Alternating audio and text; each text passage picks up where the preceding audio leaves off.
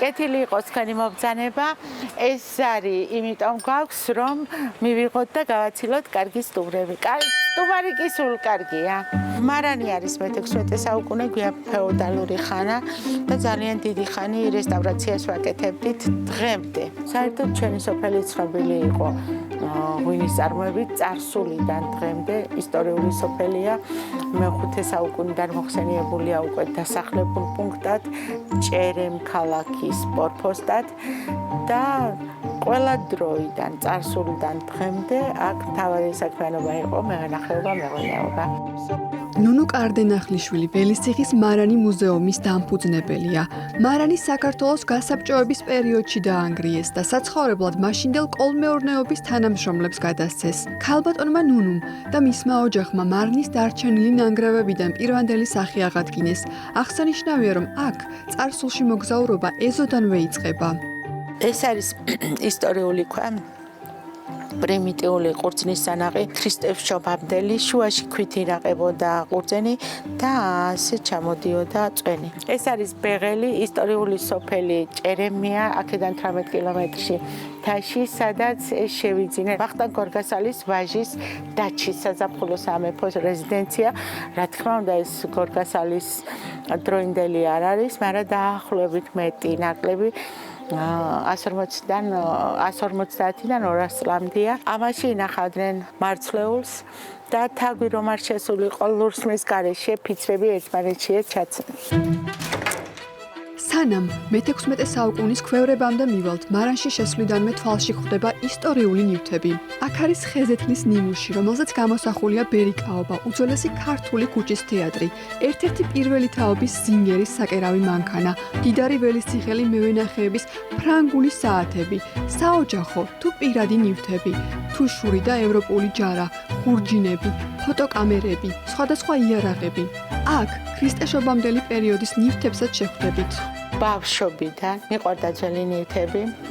ოჯახში ქონდა ძალიან ლამაზი ნავთის ლამპა და აი იქიდან რა ვიცი დამებადა სურვილი რომ გავაკეთებინა სხვადასხვა სახის კოლექციები. იყო ესეთი პერიოდი რომ ძველ ნივთებს სახლიდან იშორებდნენ და ახლებს ყიდულობდნენ და მე მენანებოდა ის ლამაზი ნივთები გადასაყრელად და ყველაფერს ვაკუჩებდი. ესენი არიან მდიდარი მევენახის ოჯახები, რომლებიც იმდენად მდიდრები იყვნენ, გასაბჭოებამდე საჭირო ნივთებს იწერდნენ საფრანგეთიდან, სანქტ-პეტერბურგიდან. ეს ერთ-ერთი პირველი ლუი ვიტონი თურმე მანამდე იყო ქსოვილით და ქსოვილი რო სველდებოდა ცუდამინდში, მერე შეიმუშავეს რომ ფანერით გაეკეთებინათ. ეს დარჩენილია საკეცი ქუდის ხუთი ფრანგული.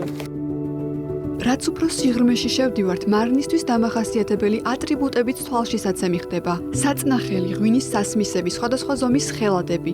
ქვევრები დიდი ხნის განმავლობაში სავსე იყო მიწით, ტალახით და წვიმის წყლით. ქალბატონმა ნუნუმ მარნის აღდგენის შემდეგ ქვევრები გაწმინდა და ღვინის დაყენებაც დაიწყო. ჩვენ რომ გასუფთავება დავიწყეთ და უკვე გავასუფთავეთ, აღვადგინეთ, ვიფიქრეთ რომ შეიძლება ღვინის ხარისხი ვერ მიგვიყო და მაინც ექსპერიმენტის სახით ჩავწურეთ. მაღალი ხარისხის ღვინოებს ვიღებთ. აღმოჩნდა რომ ეს ძალიან მაღალი ხარისხის თიხით და ხელოსნის ძალიან მაღალი დონით დამზადებული ქვევრებია და ხარისხი შენარჩუნებული ჰქონდა მიუხედავად ცუდი პირობების მაინც.